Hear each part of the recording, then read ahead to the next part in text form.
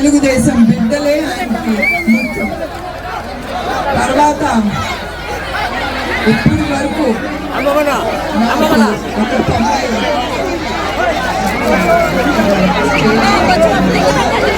ఇప్పుడు దాకా 90 కుటుంబాలని నేను కలిశాను.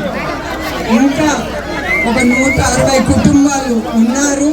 నేను తప్పకుండా నా కర్తవ్యం నేను మర్చిపోను. మా బిడ్డల్ని ప్రతి ఒక్కరి ఇంటికి వెళ్ళి నేను కలుస్తాను. తర్వాత మీ అందరికీ తెలుసు 60 రోజులు 70 రోజులు మనం కురుక్షేత్రం ఎదుర్కొంటున్నాం. అది తప్పకుండా మనమే గెలుస్తాం. జై తెలుగుదేశం, జై అమరావతి.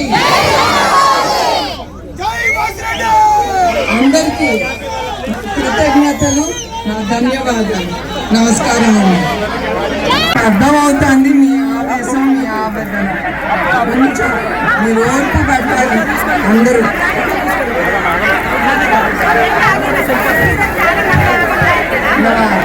అక్క చెల్లెళ్ళకి నమస్కారం. మీరు ఇంతసేపు నా కోసం మీరున్నందుకు నాకు చాలా సంతోషంగా ఉంది. అది మీ అందరికీ తెలుసు.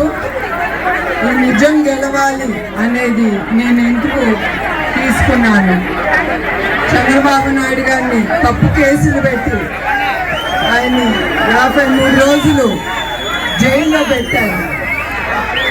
కానీ ఆయన జైల్లో ఉన్నా కూడా మీ అందరి గురించే ఆయనకి ఆలోచన. ఆయన బిడ్డల గురించి, తెలుగుదేశం బిడ్డల గురించి ఆయనకి ఆలోచన.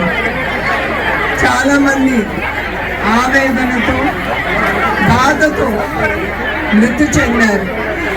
అప్పుడు నన్ను పిలిచి ఆయన నాకు చెప్పారు, ప్రతి ఒక్కరికి నువ్వు వెళ్ళి ధైర్యం చెప్పి ఆర్థిక సాయం చేసి వాళ్ళకి తెలుగుదేశమే కాదు మన కుటుంబం వాళ్ళ కోసం ఉన్నామని వాళ్ళకి ధైర్యం నువ్వు ఇవ్వాలని చెప్పాను.